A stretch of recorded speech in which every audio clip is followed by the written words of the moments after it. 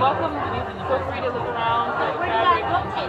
So here's right now we're not here yet. We're trying to. Okay. And there's a fabric thing here. You can fit it, custom fit it, and you can get more information online as well. And there's other suits, but there will be a fashion show coming up where some of the gentlemen will be modeling the suits. Right. So like you said, right? Keanu Reeves is what I thought. Oh, yeah. That's one guy who remembered like all of the names in our classroom, and he said he associates with famous people, and that's how. Yeah. It's helped me. Like now I don't really think about it. Hello. Hi. Selena, what's your name? Shauna. Shauna. It's like no, it's okay. Actually, you're a little warm. No, it's okay. Selena, nice to meet you. Here, my car. Oh, no, it's okay. I'm used to it. I'm getting made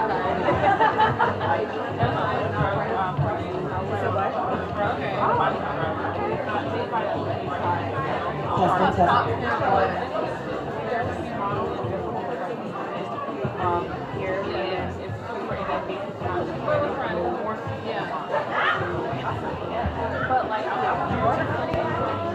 what's that? Oh, Debonair. Yeah, Debonair.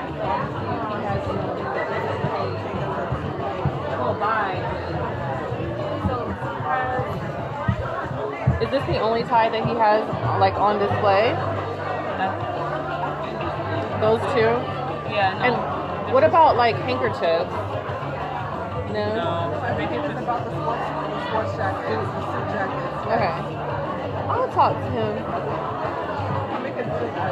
Hello everyone, we are on our way to walk the runway. Black love excellence. I need to record something. When a man finds a wife, he finds a great thing. So this part of the show is where we're going to flaunt in fashion and in style. I'll have Kisha introduce the whole lineup of the fashion show, and I need you to enjoy yourself and follow up with all the unique looks and trends today. Hello everyone, I hope you're enjoying yourselves. Welcome to Black Love Expo.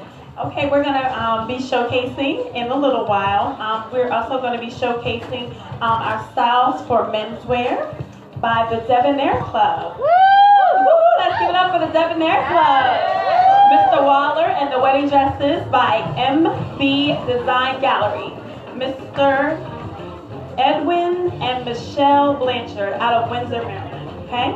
Also, we're going to have our feature artist tonight, who is Rodney Holloway. Hollywood. So sit back, relax, and enjoy the show, guys. Woo! Let's welcome Mr. Hollywood.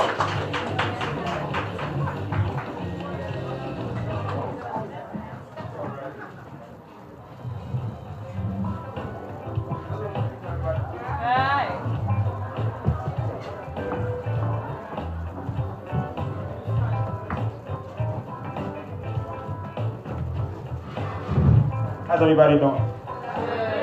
Good. My name is Rodney Hollywood. I'm a local R&B singer. I'm going to sing a few songs for you guys tonight, alright? The first song I'm going to sing is actually, these are all original songs, first of all, by the way. And if anybody's interested, after what you hear, you can follow me on IG at r.hollywood. IG, that's r.hollywood. My first song I'm going to sing for you guys is called Don't Have to Go.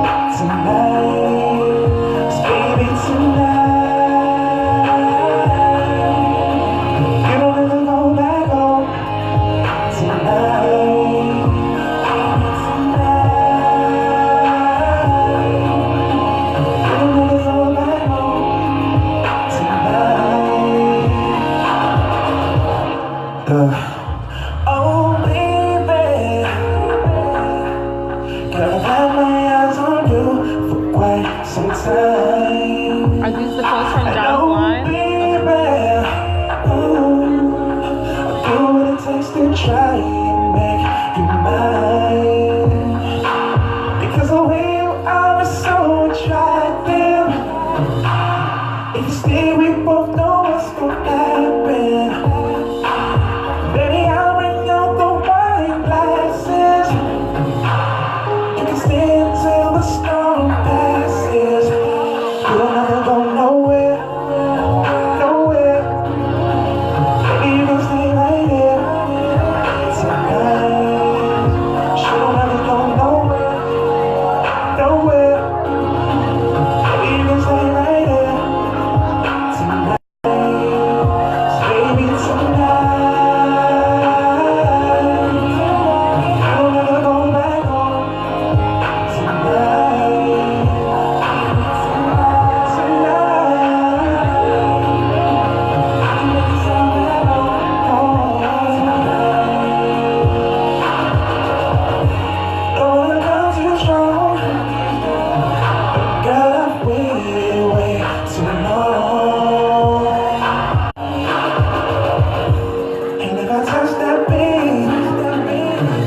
Let's go real, turn you on. Well, if you like that, babe, then I'll give you what you want. Nowhere, nowhere, oh no, right here. Nowhere, nowhere, nowhere, no. Right here tonight, baby, tonight. You don't have to go back home tonight, baby, tonight. You don't have to go back home. Stay with me and never do tonight.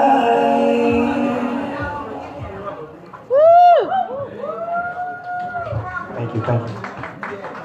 The next song I'm going to be performing, we're going to switch up the tempo a little bit. Let's party for a second.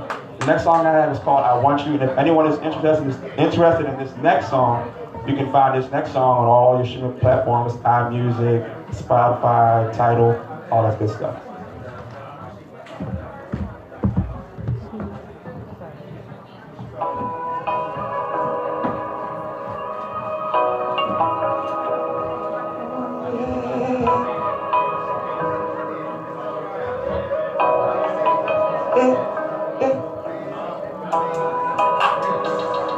I don't know how to say this, but I'ma come right out and say it. Baby, I want you. She vibe out, she cool, sing, yeah, cool down. But she don't know what she worth, yeah. Oh.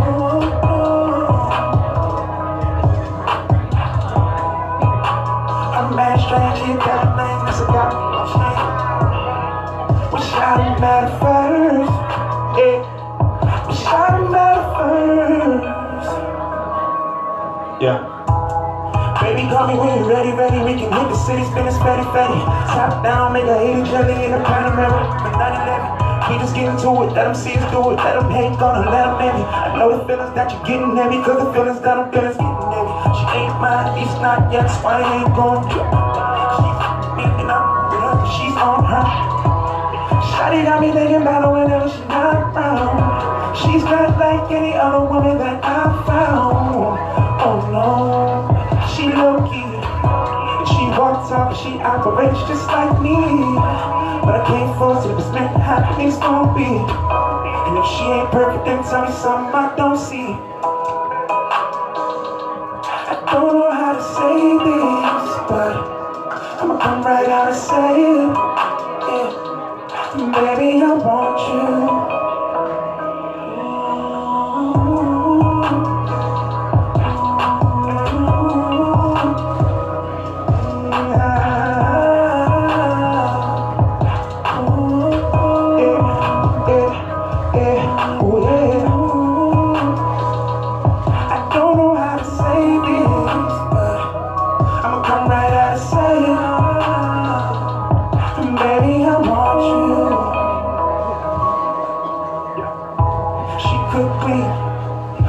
like me.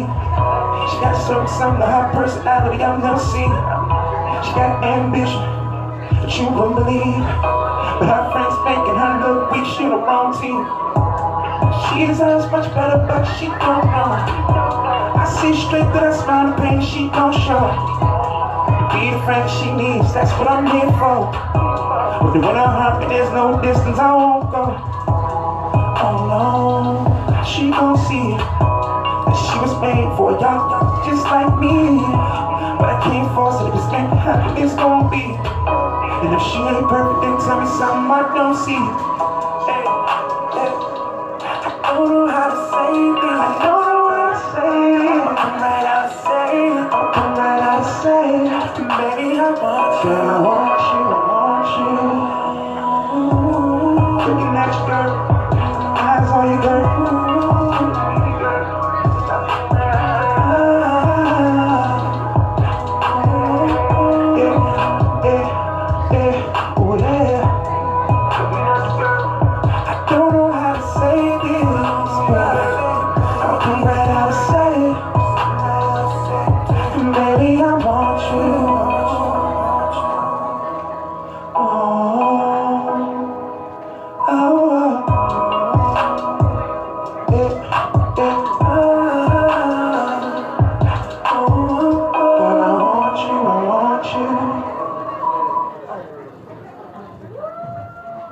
Thank you.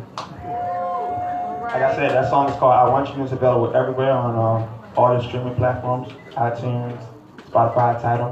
We're going to go to the next one. This next record is called Oh My, a little bit more up-tempo, so I hope you guys like it.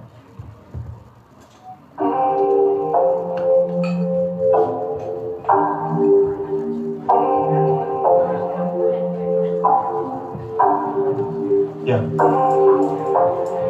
Oh yeah. Oh yeah. Oh yeah. Work it. I know tonight you came in with your best friend. Baby, you're the only reason I'm here every weekend. To see you work that corner with your girlfriend. Now the way you dance with her, it makes me say the way you move your body make me wanna try. I can't help but look at you. Back and forth, girl, I want more. Oh my. Say that you want me. Say that it's fine. You're saving it for me. Isn't that right? Girl, your body makes it hard to speak, but when you know those hips so properly, and girl, that's when you hit that beat. No other woman in this body can compete. Now if somebody from my room tries to stop me too late, girl, I'ma shoot my shot with you and try it anyway. Don't wanna pass it up, they're gonna get today. Now would you like to answer me now, baby? What you say, is that okay? Yeah. Ooh, baby, you make me say the way you move your body make me wanna try. I can't help but look at you. I can't help but I want more.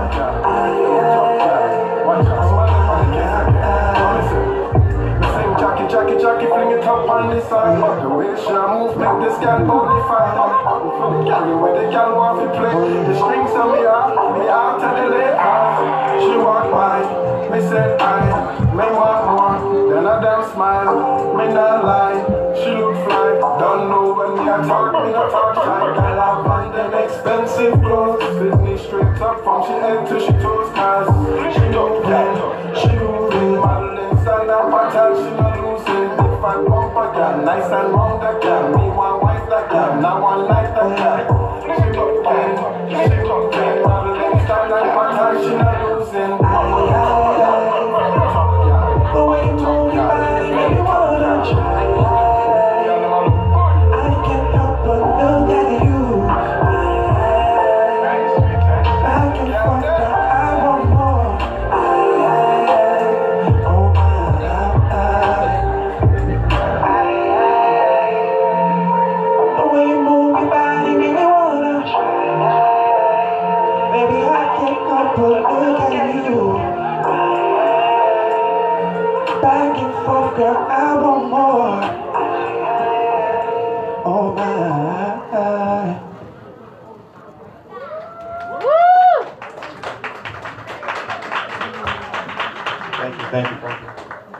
I'm coming to a close with my last song. This last song I have is a special song written called No Heroes. Hope you guys like it.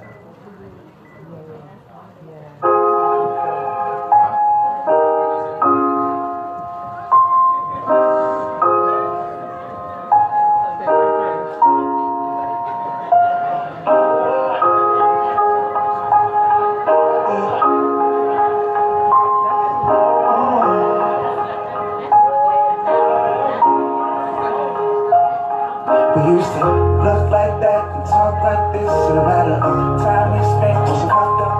And now it's all up. It's what I get. You couldn't keep none of your promises. Hey, we used to say it was forever, but it never came. We used to know each other better. Look how much has changed. Feels like now I don't even know you. Baby, what happened to the old you? I leveled up how I was supposed to, but what did you do? You ain't the same and I don't know now. Still can't believe the way it went down. You had me looking like a damn clown, but girl, I know now. Can't say it. Oh no. Hey, look at the time that we invested and how much we waste. See, money comes and money goes, but that can be replaced. My love is all they ever question, but girl, you always let me guessing.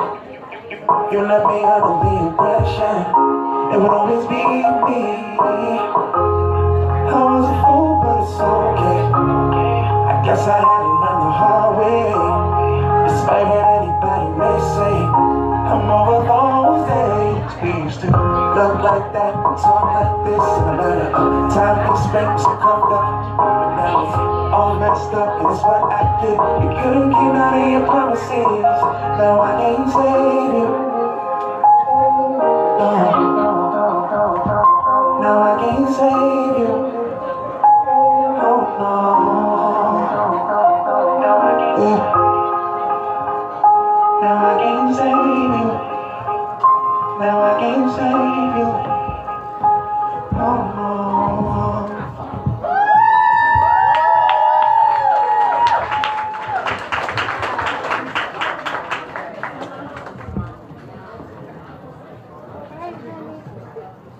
Let's give it up again for the fashion show. Wonderful. That's the Debonair Club and John C.M. Waller is the creative director. You can reach him on social media at the Debonair Club, and also the website is thedebonairclub.com. Thank you again, and don't forget about the raffle tickets.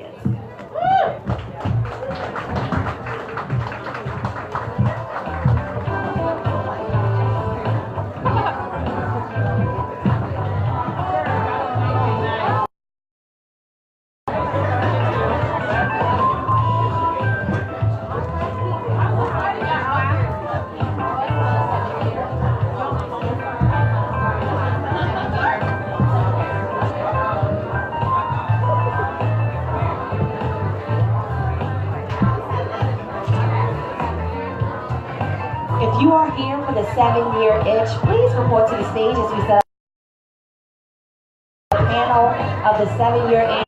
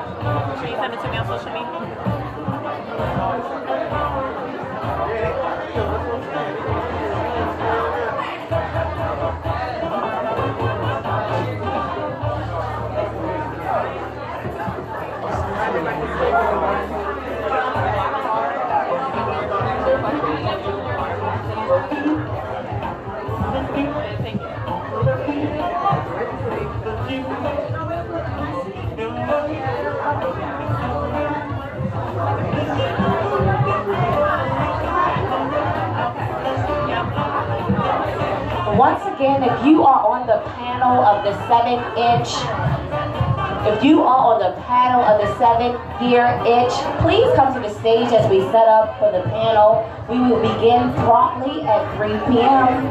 Thank you.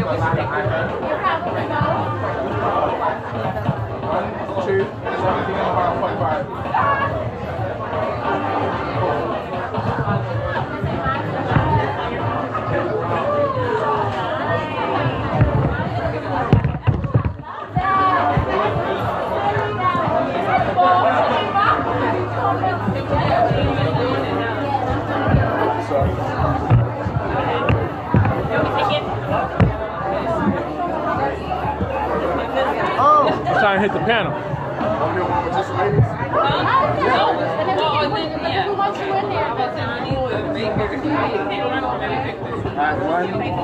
Oh, wait, where are you going?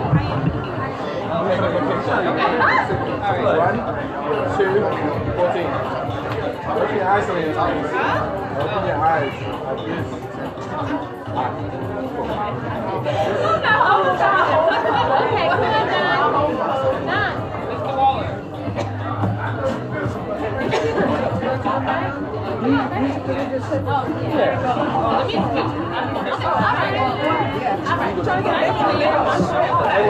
Are they putting the throne shoes up? Oh, is it? I don't know. Who?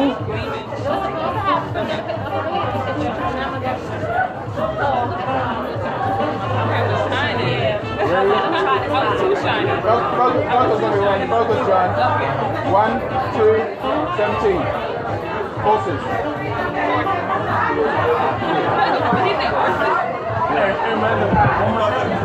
Oh yeah, that one's better. Yes, that one. Okay. Like you can see the shiny on there. Yes. Yeah, that one. I know the other one. I had the light. It is the lightest.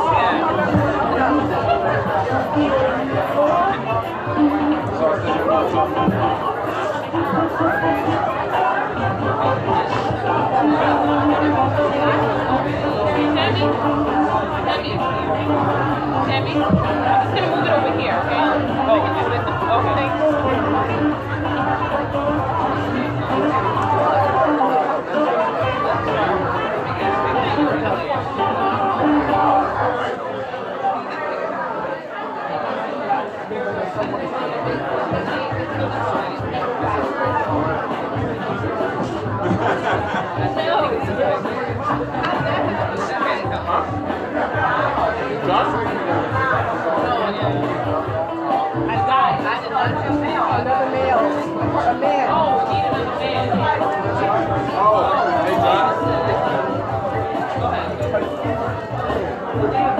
Okay, Dan, they got him. Dan, there you go.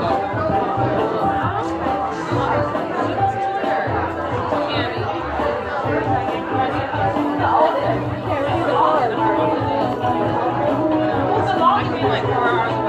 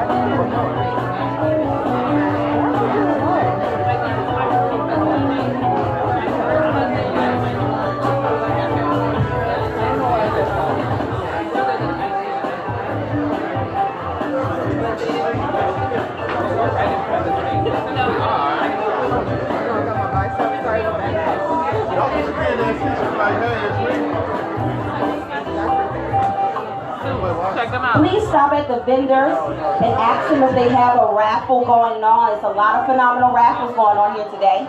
We're getting started promptly at 3 p.m. We're getting started promptly at 3 p.m. That 7-year mark.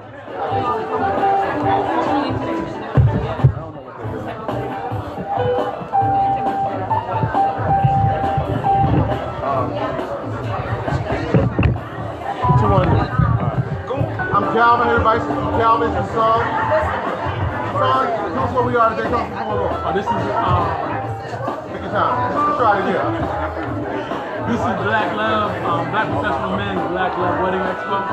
We're here to show that we believe that family starts with a strong marriage. That's what we believe in. That's why we're doing a Black Wedding Expo as an organization of all men. It's a great time. We have a lot of vendors here, a lot of people coming out. People are booking their services, their weddings, buying from Black professionals, buying from professional business people who know what they're doing, have been in the craft for a while. A lot of information. We had a panel earlier. The panel earlier talked about what did it take to make a marriage, we interviewed other people. Now we're going to have one come up, talk about the 7-year itch. I don't know what 7 years is. I was thinking that's 7 days. But yeah, the 7-year itch, what to do to make it past the 7 years. You have a strong family, you have a strong marriage, and continue to have a strong family. You know that? That's it. I mean, definitely join visit our website, blackprofessionalmen.org, bpme.org, and just see everything that we're doing. We're doing a Black Wedding Expo next week. We're doing Hire Black Baltimore. A few weeks after that, we're doing Eat Black Baltimore. So there's something for everybody. Just go to our website, you're able to see what's in it for you. Please share this link. A lot of people have social media. Please copy this link and put it in social media channels so we can get more people involved.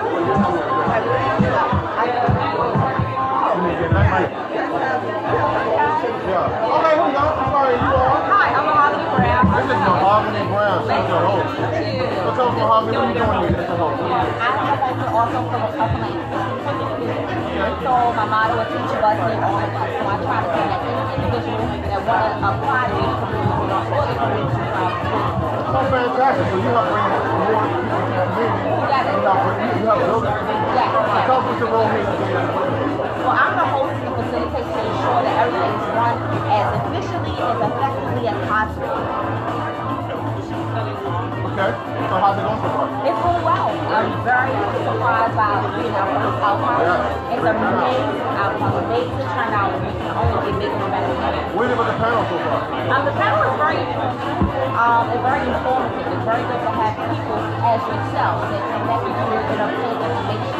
So you know exactly what you're getting every day. Yes. So we're going to start another panel now with the 7-year itch? Yes. All right. Y'all itch? What you in and married and hit that mark. The 7-year thing is real. I'm single, but that 7-year thing is real. So y'all hang in there and listen to good information. Thank you guys. Thank you.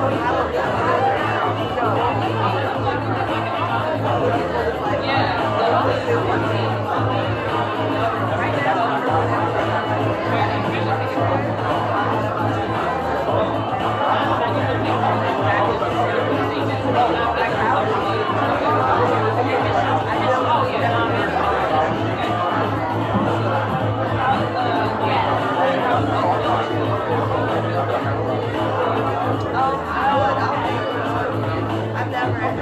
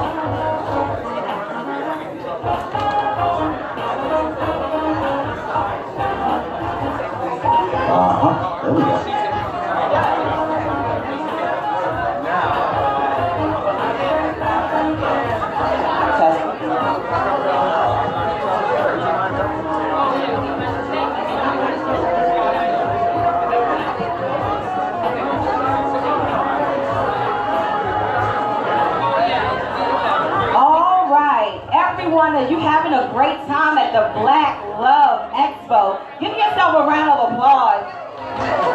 Black love is black excellence.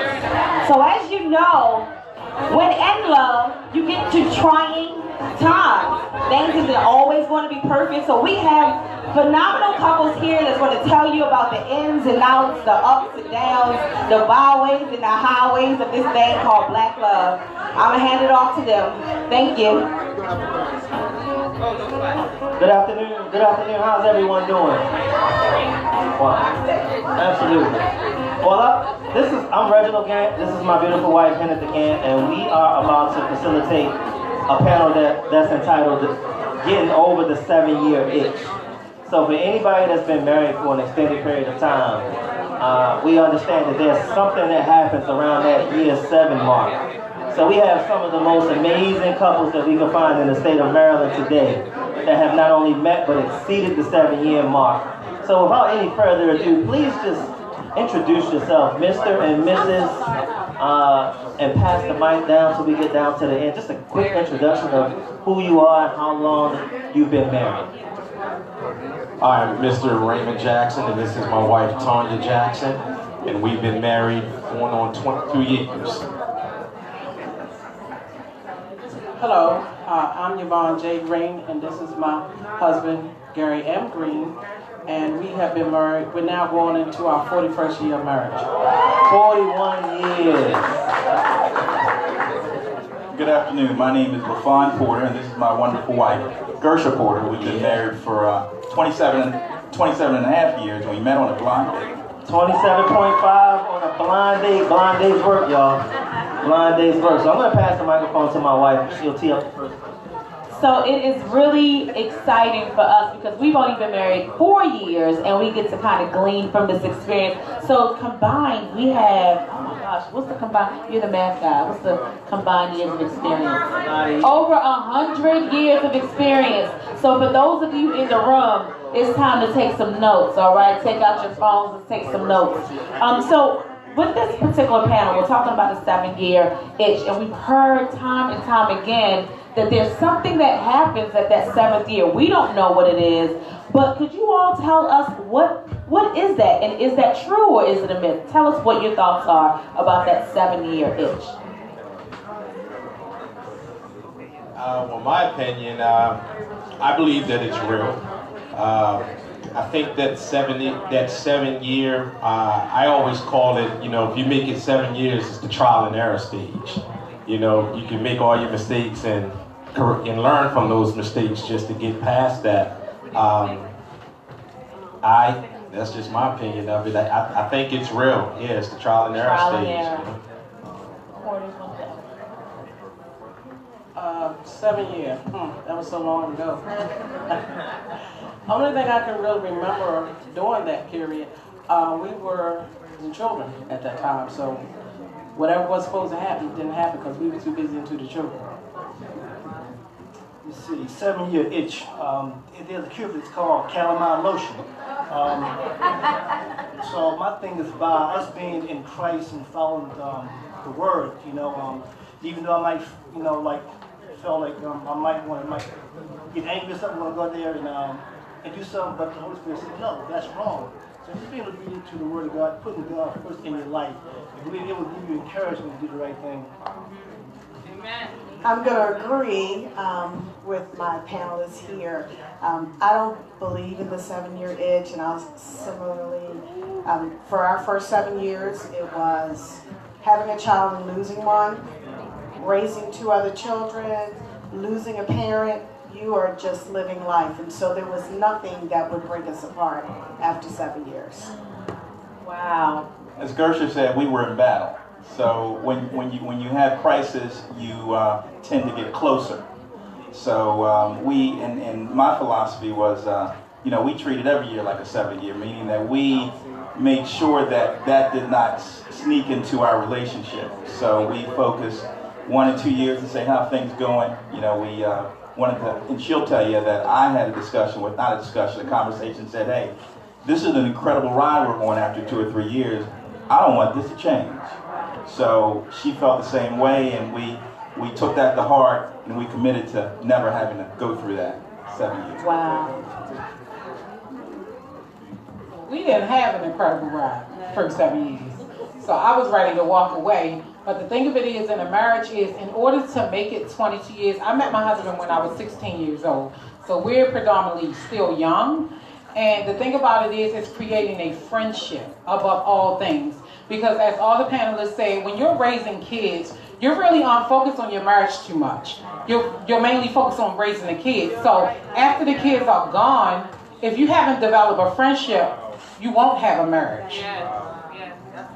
That is awesome. Awesome, awesome. That foundation. So the reason why you all are still here is because you all weren't counting up to number 7, right? And you all made a decision that you were going to stick and stay even through all of the crisis. So thank you for sticking and staying so you can be here today.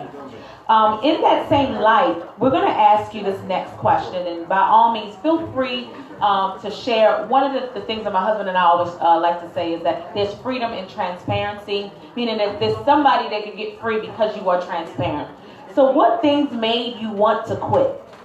And what made you stay afterwards?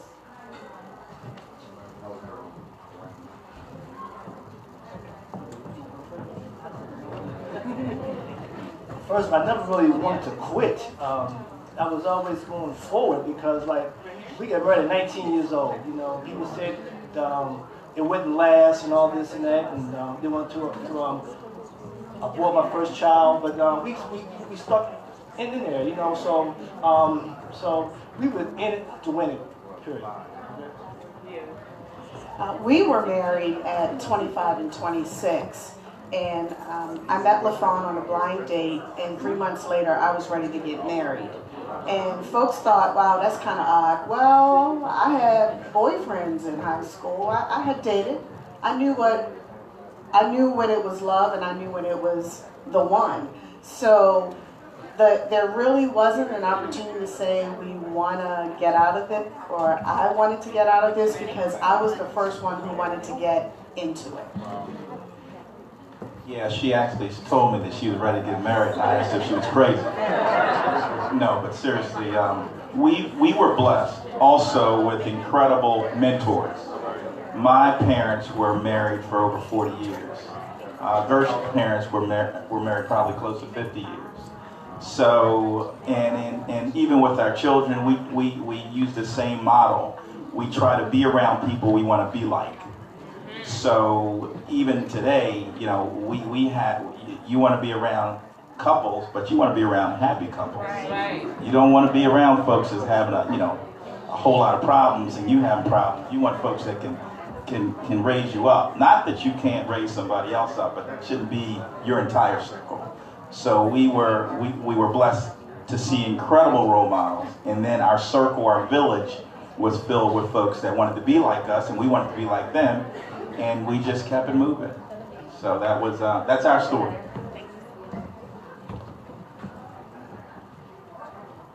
When you mentioned quit, out of all our friends, my husband and I, we were the very first ones to get married. So most of our friends were looking up to us, asking us what to do. So I guess you could say we were the role models for all of our friends. So while we're out there trying to raise our own families, we have others looking up to us. So we really didn't have an opportunity to sit back and say, well, I'm going to leave you, or I don't like this, I don't like that, because we were being pulled from so many different directions that I guess when maybe the year it could have come up, something like that, we were so into it and so many different things had transpired by that time, that didn't even enter our thoughts at all. All I know is, when I got married on May 9th, 1997, I didn't create my own vows. I said, to death do us part. So when I said that, I meant that. So it wasn't a time when I ever wanted to quit. It was like you have to put the fight in. And that's what people don't understand. We live in a generation now where people are so willing to just throw in a towel. But I know when I said my marriage vows, I said, to death do us part. As the lovely couple at the end said, that's kind of like our story too. My parents were married for 64 years up until my father's passing.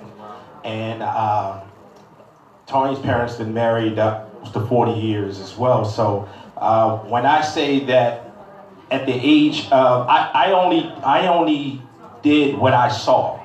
I saw family from ever since I can remember. So therefore, I knew at the age of 12 years old, I knew I wanted to be married. I knew I wanted to have kids. I knew I wanted to have the nice house with the white picket fence. I knew what I wanted. So when I came across Tanya, when I was 17 years old, even though during that generation, that was kind of strange, you know, to meet a young lady and know that that's going to be your wife. I knew it because I knew that's what I wanted, you know. So, and like they said, we just always was around an environment where love, happiness, joy, commitment, all of that, you know, we were around people who were, you know, that was the foundation of their marriage. And another thing too, as far as when we took our vows, we looked at it as a covenant and not a contract. You know, a covenant is when you're covering. It is to death do us part. You know, no matter what happens, you know, I have her back, she has mine. It's not like a contract where if she doesn't perform and she reneges on her contract, that's it. No, it's a covenant. You know, we cover each other. It is to death do us part. Covenant, not contract. I don't know if anybody caught that, but write that down. Covenant, not contract. So what I love about the richness of this panel is that we have over 20 years, over 40 years, over 25 years, collectively over 80, almost 90 years. If you could sum up your marriage in one word, what would that one word be, and why that word? I'll say selflessness. And the reason I say that is because the man that I marry is the most unselfish man that I ever met in my life. And the way that he treats me like a queen that God created me to be is absolutely amazing. And I'll be 45 years old this year. I've been with my husband since I was 16. And for the past 28 years, he can still make me blush. He can still make me feel like I'm the only one in the room, no matter what comes in the room. So I'll say selflessness for me. I think for me is beautiful, because it's been a beautiful ride. You know, 28 years being together, it's been a beautiful ride through the ups and downs. You know, it's, you know, through the struggles, through the times where it's just going right. It's just been beautiful, simply because I'm connected to the person that God really created for me. I would have to say for me, our marriage has been one of being given. We're giving people. He is an only child. And when you have only sons who have very loving mothers, but a father that says, you better stick with her, she going places.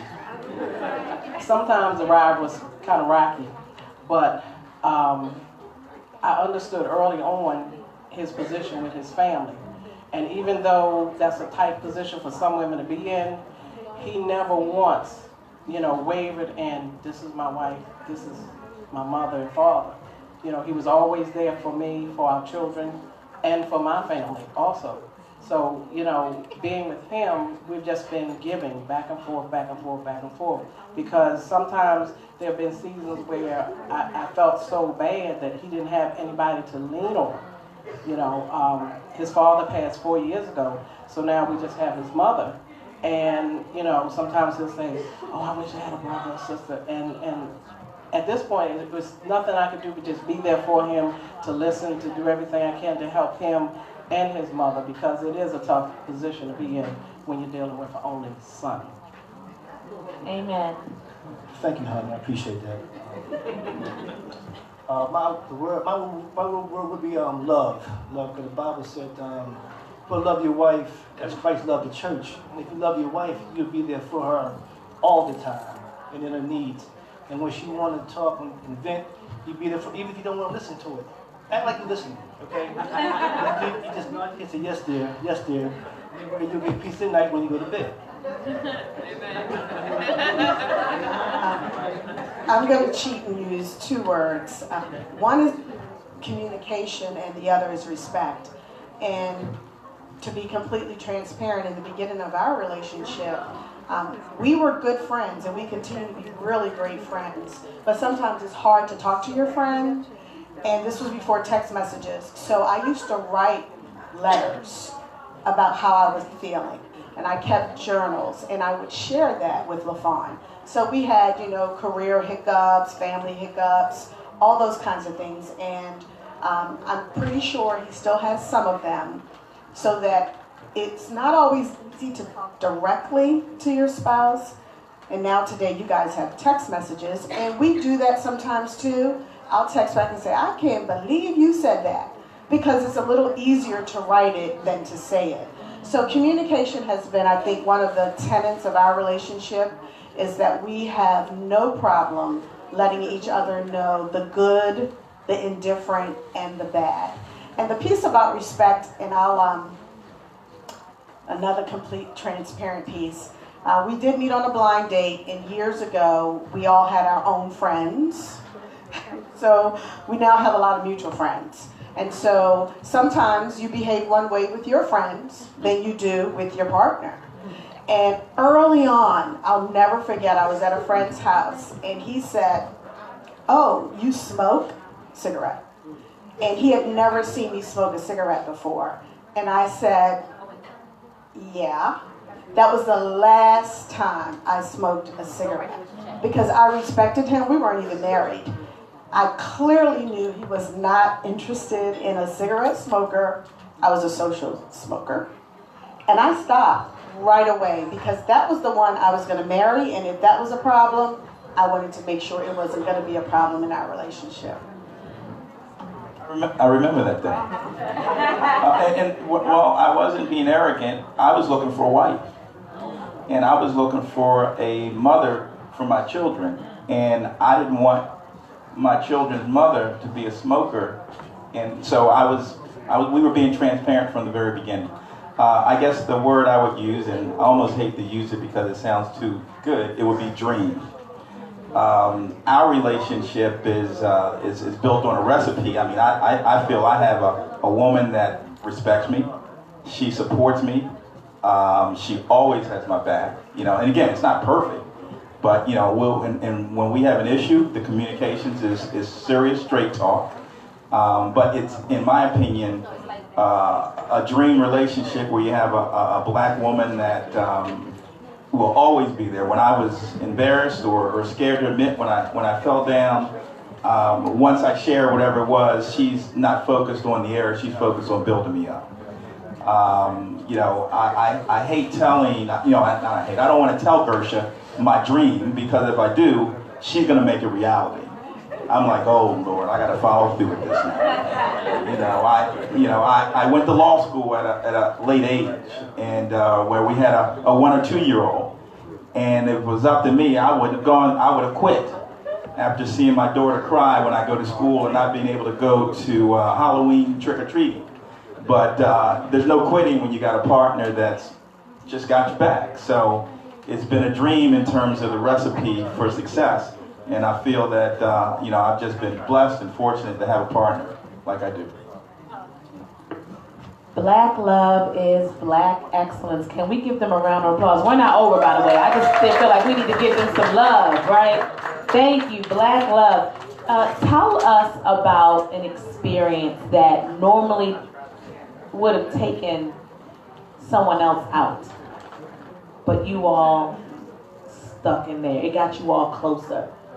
If you can, one experience, maybe two. Think about that thing in your marriage that was like, oh my goodness. Well, I had one, and I'm about to be real transparent in front of a lot of strangers, but it's all good. I like to spend money, because everybody has an addiction. So it doesn't matter how anybody looks at me, because everyone has an addiction. And my addiction used to be spending money. So I remember one Christmas, I'm not sure how old our kids were. We have 2 sons that are 24 and 19. And I remember it was like my birthday is in December as well. So I remember one Christmas, I had spent all the savings. Yes, I did. Yes, I did. I don't care what y'all say, it don't matter. I spent all the savings, and I didn't know how I was going to tell my husband. And it was around my birthday, which is the beginning of December. Christmas is in the end. And I was like, Lord, this man going to leave me. But at the end of the day, what we don't understand, what God puts together, can't nothing tear it apart. Okay. So I told him, and like, when I say selflessness, this man, sometimes when I do stuff and he forgive me, I'll be like, you crazy. Because he really forgives me. Because that's the thing, we forgive people, but then we hold it over their head. He doesn't do that. So I'm telling y'all, when I say it was like maybe 15 grand, it was probably like $250 left in that savings account. Yes, it was. And you remember that, don't you, baby? I ain't want to bring up bad memories. I'll make it up to you. But I'm going to end it at that. But y'all see, this was years ago. My baby son is 19, so it may have been like 17 years ago. But you see, we still here. That's it.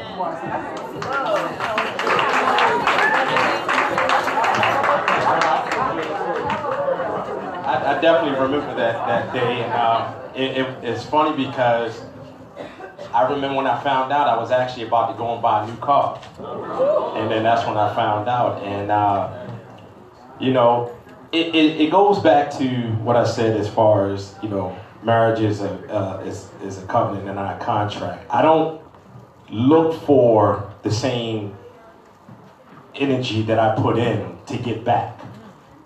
You know, because I know that this is the love of my life, and she's not perfect. You know, I'm not perfect, far from it.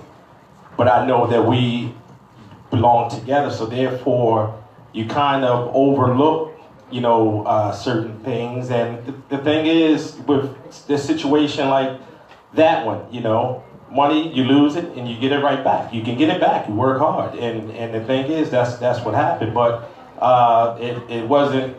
It was definitely trying at that time, you know, but I kind of looked at it as, okay, look, my oldest son was a baby. I'm like, look, we can't just, you know, we always said to each other, you know, divorce is not an option. Leaving each other is not an option. You know, that situation actually made us stronger, you know what I mean? So, you know, I'm a believer that, you know, whatever doesn't kill you definitely, you know, makes things stronger, so. Well, for us, our day of adversity, as our apostle says, came on August 14, 2005. Our only daughter, Specialist Takara Renee Green, United States Army, was the first female to be killed in the Iraq War. And I'll never forget when the military left the house. As I'm talking to you, I heard clearly, you are going to be the one who has to hold this family together. And I'm looking around thinking, wait a minute, I'm the grieving mother. What am I doing? Holy Spirit said, no, you're going to have to hold this family together. And for 1 year, I was held to that mandate, because this one right here, it was not pretty. It was not pretty. And if I had gone the way he had gone, I can guarantee you we would not be sitting here today. It was not pretty at all. It was, I mean, it's very devastating. I mean, we still have moments now about that.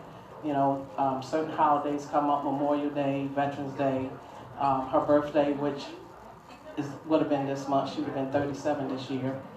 And so, you know, so many things can cause a couple to fall apart, but that's one of the hardest ones to go through. But if you can get through it and you have the love and support of your family, your friends, we had the support of our ministry at the time where we were at, you can get through it. And after a year, I saw what God was trying to show me, what my role in when that happened, what I was supposed to do. I was not supposed to grieve, but after that 1 year, then I was released to do whatever I felt I needed to do. Well, it really affected me because that was my twin, you know, and it hurt real bad. But you know, like God said, God's grace is sufficient, and then we made it through it. But we had to rely on God, the power inside of us from God to give us energy to move forward. Because it's okay to grieve, but we can't stay in that place. You know, you got to keep moving forward. Because people out here who are still alive still need to be ministered to. So we couldn't just go in a hole and just cover up and just say, don't do life. But people still need to be ministered to. So God gave the grace to keep moving on. I would say we were blessed with, as I shared, great role models and beautiful families around us as our village, but families can be blessings and families can be curses. You know, my wife was used to her, or my mother-in-law, calling her at 6, 7 o'clock in the morning.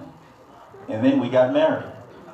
And that's not something that I wanted to have to undertake, of that kind of phone call. Or my sister had a conversation with Gersha, because my sister loved me to death and thought I walked on water and didn't want anybody to hurt me. And she had a conversation with Gersha. And we had to quickly put a circle around ourselves, encircle the wagons and tell each other that, okay, we have family that love us to death individually, but it's up to us to love each other together. So we clearly put a fence around our relationship. She respected me when I had to have loving but stern conversations with family members and vice versa. So it would be easy to say, well, I didn't sign up for the family, I signed up for you. But, and we love our families, don't get me wrong, but it starts with our immediate circle and works its way out, and we don't allow anything to creep in to that relationship, because you can easily let something creep in and then it impacts the core, and you end up with a rotten core. I'll agree with that. My mother stopped calling at 7 o'clock in the morning after that. It's true. I'll share, and I alluded to it a little bit earlier, but same thing, October 22nd, 1993, we birthed our first child who died that same day. And when you have we were 2 years into our marriage, you have a lot of family and friends. There were no text messages back then. So the phone rang and the phone rang and people wanted to come and physically not able to be friendly and visit. You begin to cleave to each other even more because that is your rock. And so very early on, and today we have lots of celebrations. We honor our daughter in a lot of different ways. But that is why our other 2 children are super duper special, because we did have a very early crisis in our marriage, and we were able to utilize a lot of our family and our friends, but really each other to grow through that, because it is a growth. And we grew through that experience, and I think it absolutely strengthened our marriage as we continue to go down the road, because that was very early on. So I'd have to say that was the one significant crisis that stands out in my mind. All right, so I'd like to talk about, my wife and I, we love to have these kinds of conversations with couples. So we call it the 3 F's, which is faith, family, and finances. We already discussed a little bit about the faith. Obviously, everybody here keeps God at the center of their marriage. We talked a little bit about family, and I'm sure that you all would agree that we don't let family into our business. But so far, let's discuss this financial piece.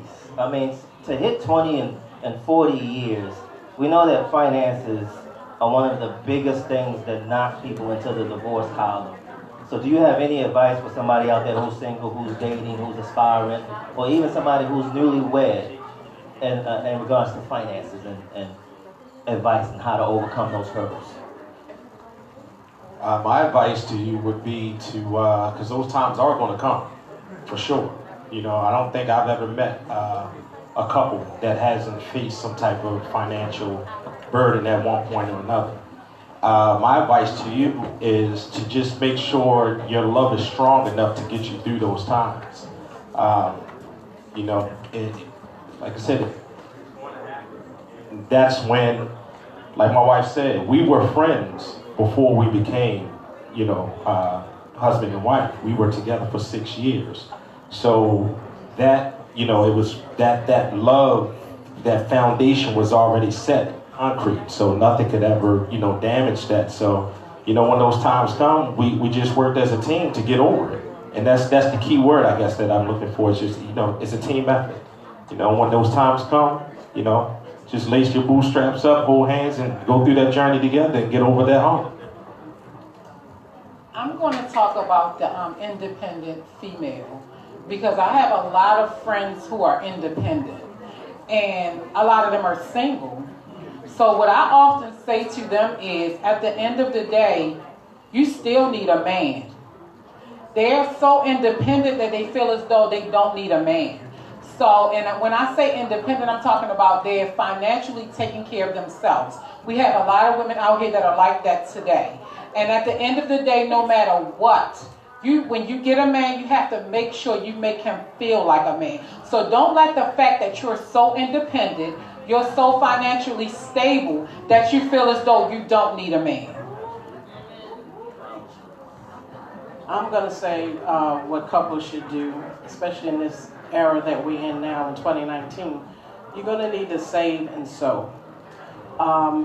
When the government shut down recently, so many families were destroyed. There were so many people hurting. But thank God there were so many churches and different entities that came together to help those families. You have got to save. I can't stress that enough. You have got to save. We got married at such an early age. Nobody taught us about finances. We didn't know anything about finances. We had to learn and go through on our own. And sometimes it really was not pleasant. We had families that if we had to, we could have borrowed money, but we chose not to. But it was also a growing process, a growing step for us to go through it and not depend on our families to take care of us. But you have to save, and you know, if you're in a ministry, you've got to sow. In this era, you have to show God that I'm serious about my finances. I don't want to be in this state that I'm in. And you have to show him that you're serious. Once he sees that you are serious and that, you know, he understands and he knows what you're praying for and what you're believing for. But you got to show him, hey, I'm taking my step now. I'm waiting on you to do what your word said you was going to do for me. And if anybody is familiar with Dave Ramsey, I would suggest that you either listen to him on the radio or get his books and materials. He can truly be a lifesaver for your finances. One thing that I can attest to, I don't care how long you've been married, but when the money runs a little low, the woman's attitude will change. So I want to advise you, it is imperative that men, you and your spouse, get together, get a plan, write a written plan, and save your money. And everybody know what the right hand and what the left hand is doing. That way it's, you know, when it goes well, then you can applaud each other. But if it don't go the way you want it, you can say, blame each other, nobody can fuss at each other. That's my plan. Well, it worked for me 41 years. One of the things I'll share is being true to yourself with what your strengths are. Money was not my strength. I've tried on maybe 3 occasions in the first 5 years to be responsible for paying the bills, and it did not work out. So you figure out whose job is what. We have a lot of non-traditional roles in our relationship. We just rely on where we have a strength. So that was one of the things that we did early on, is it just doesn't work out when I pay the bills. I just forget. So although today there are a lot of ways to do it, you want to figure out who is the strong person when it comes to the bills. The second thing is, depending on how you were raised, you have a lot of baggage that you might bring to a relationship. My parents had separate accounts. We've never had separate accounts. My parents weren't saver. His parents were savers. My family immigrated to America, so we started all over again, and I mean all over again. His family have a lot of roots and had very stable middle-class jobs. So we came from very different socioeconomic backgrounds, and you gotta get real with that and get on one page when it's your relationship, because it's very different. So you gotta kind of leave that baggage and learn as much as you can for your relationship. I think finances are very important, and you probably heard the old adage before: There's two things that'll tear a relationship or a marriage apart, and that's money and sex. I'm going to talk about the money here, and I'm going to pass the microphone back on that end so he can talk about the sex. As Gersha said, we've always had one pot. It doesn't matter who makes the most money, you know, and it wasn't a matter, I'm going to pay the mortgage and you do this. We had one pot, and we took care of what we needed to take care of. We saved and worked from there. And the young lady at the end, when she said, when you have one spouse that may make more money, especially when the woman makes more, you got to be careful, because you don't want to take that man's role of being a man away from him, because money shouldn't make the man. It shouldn't make the relationship. It should be one. So, especially today more than in the past, that could be an issue, because you hear a thing like, to your point, I got mine, I don't need X, Y, and Z. And you can't have that type of mentality going into a relationship. So it's important, you gotta set expectations up front, so that whoever has that skill, doesn't mean that the man has to have the skill, or the woman, whoever has that skill, let them manage it. But we always focused on whether I made 100 and Gersha made 10, or she made 1,000 and I made 100, it was one pot, and we worked it from there. Awesome. Thank you all so much. I hope you all are taking some copious notes, like for real. The financial tips, of course, are so helpful. Thank you. I could sit here. I know we can all day, but we have to close at one point or another. So to wrap up, I want you all to just think of one piece of advice that you would share with couples that are going through. That couple that might say, you know what, everything just isn't, I don't see what you all see in marriage. Marriage is just a piece of paper. I really, it's not till death do us part. What type of advice would you give to that person that's right now that might be watching, or that might be watching it later on? I would say, hold on.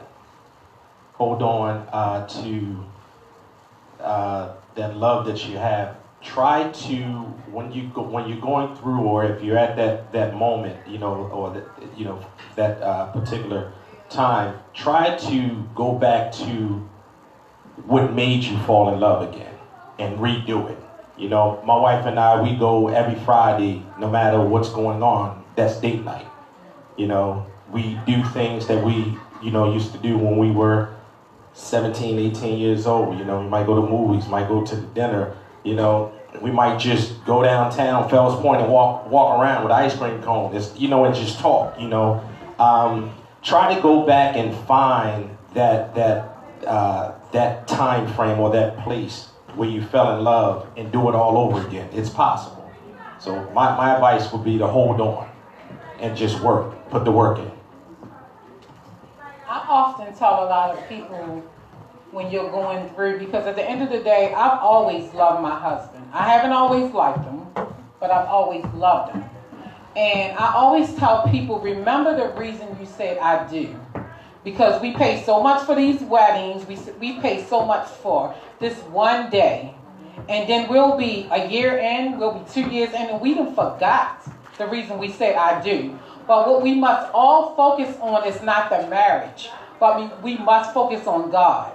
Because if we keep God as the center, and the phenomenal thing about that is I attend a church called Liberty Outreach Center, and that's our mission statement, to keep God at the center. If we keep God at the center and focus on God and not the marriage, you're going to be okay. Before you pass that mic, Mr. and Mrs. Jackson, can you please tell the people out here who are watching and here in person where they can find you, and if you're in business together, what do you do? Absolutely. My Instagram is Pink Gifted Hands, and I'm actually an event planner as well.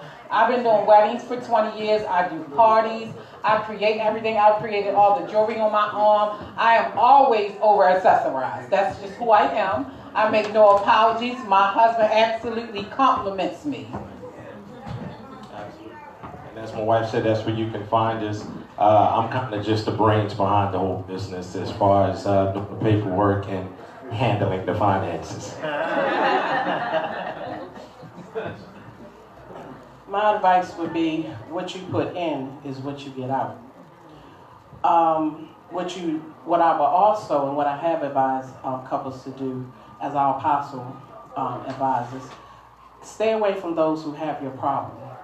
Get with those who have your answer.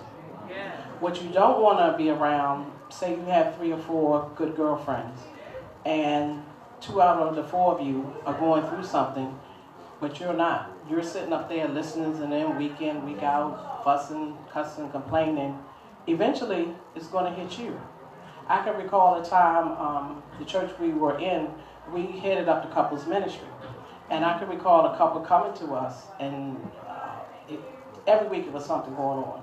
And one Sunday I remember us leaving, and I started acting like the wife, and he started acting like the husband. And we got home, I said, "Did you see what just happened?" He said, "What?" I said, "We're acting like them." I said, "You know what?" I said, "People don't believe that spirits can be transferred. It does happen. And when you have a heart and you want to help people so much, you get so engrossed sometimes in what they're going through, you don't even pay attention to what's hitting your door." So my best advice would be to get with positive people who will have your back, who will tell you straight, won't lie about anything. They will be honest with you and tell you what you need to do. But what I was always taught early on is that you cannot point this finger at somebody and not have these other 4 pointing back at you.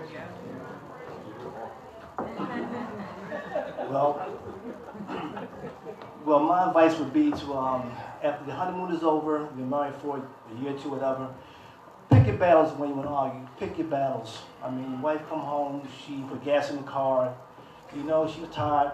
Don't start an argument then, okay? You just pick your battles. You come home, she ain't wash dishes, she might have a bad day.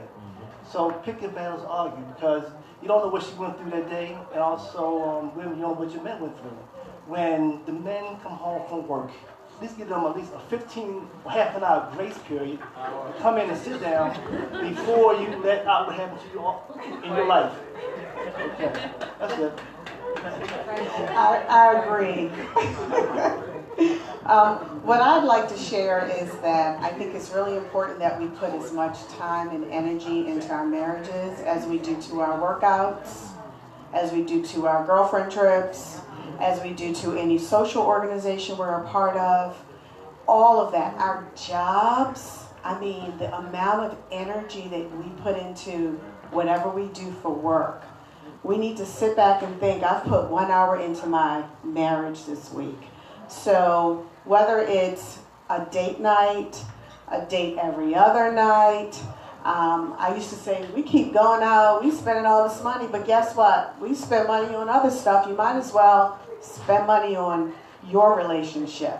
And so I do think that if we use some really structured time to continue to develop our relationships, especially when you have little kids, find babysitters, find families, switch off. We did a lot of that. We watched other people's kids when they watched ours. So it's not, I can't find a babysitter.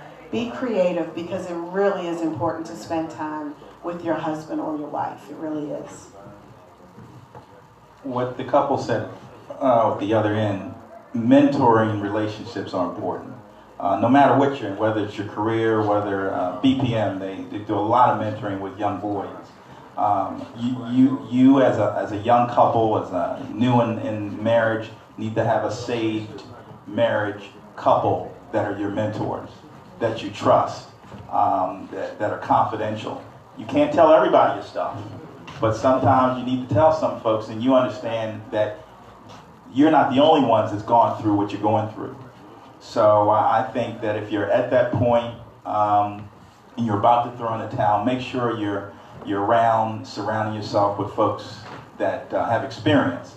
And the other piece is something that, normally in the past, traditionally, in our culture, we didn't do too much, but counseling, therapy. There's nothing wrong with it. It took me a while to understand that. But get an independent ear, an objective ear, where you both can be in the same room and share, and you'd be amazed what may come out of that. So way before you're saying, I quit, make sure you've exhausted all your options. Can you tell us where to find you guys on social media? Well, I'll let my wife do that. I'm pretty much, we have a business as a family, and I'll let her talk about that, but my job pretty much is to wash the dishes and chauffeur around. And cook the meals. My name is Gersha Porter, and I'm on Instagram as Gersha Realtor. I'm a real estate business owner. My husband is my partner. We've been real estate partners for 15 years. I've had multiple businesses prior to that, and we enjoy being able to share with folks. We mentor other business owners. We absolutely know what it's like to work 2, 3, he has 3 gigs. I have 1. And so when you talk about finances, meeting your goals, it might require gig number 2 or gig number 3. We have a college grad and we have one in college right now. So as you know, it does take quite a bit to run a family.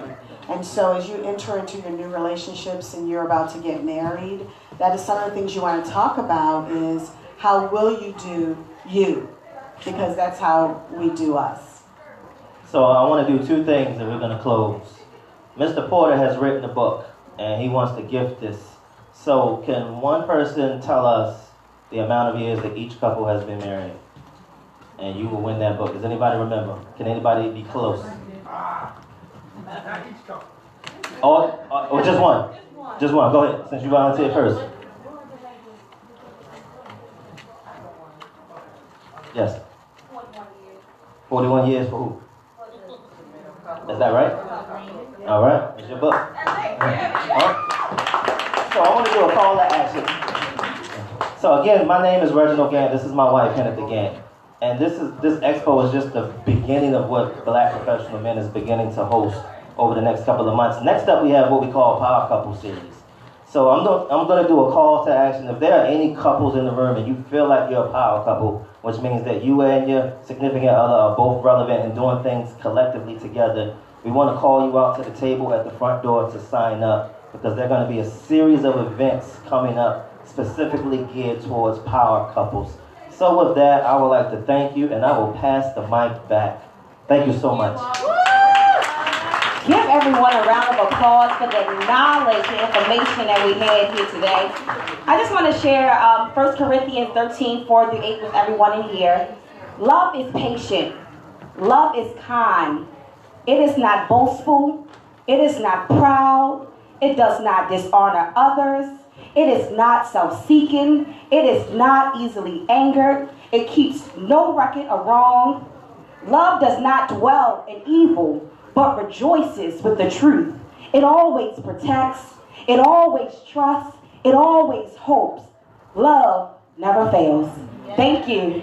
On behalf of BPM and myself, Mahogany Brown, we want to thank everyone that participated here today. I want you to meet one new person and follow them on any social media platform. Then I want you to share one great thing about them and their business, okay? My motto, if you ever connected with me, is each of us needs all of us. And it literally takes a village to survive. Thank you.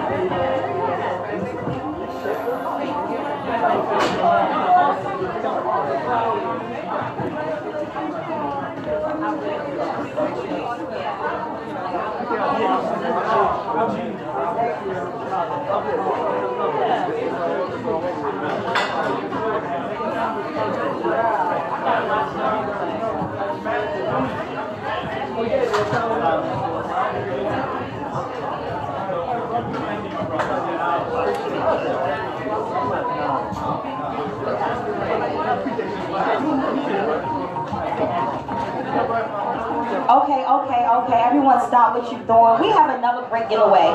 If you are in the process of planning your wedding, please raise your hand. If you still are in the process of planning your wedding. You're in the process of planning your wedding, please raise your hand. Okay. All right, I need you to tell us one great thing about your spouse so we can give you a free wedding planner book, okay?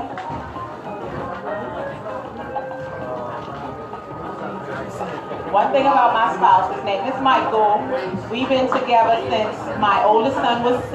He's an awesome dad. He took charge of my 2 youngest kids from day one, always been there for me. He's my backbone, my rock, my everything. So everything, we've been together for 20 years, getting ready to renew my wedding vows. I need your whole bridal crew to come on in and give yourself a round of applause.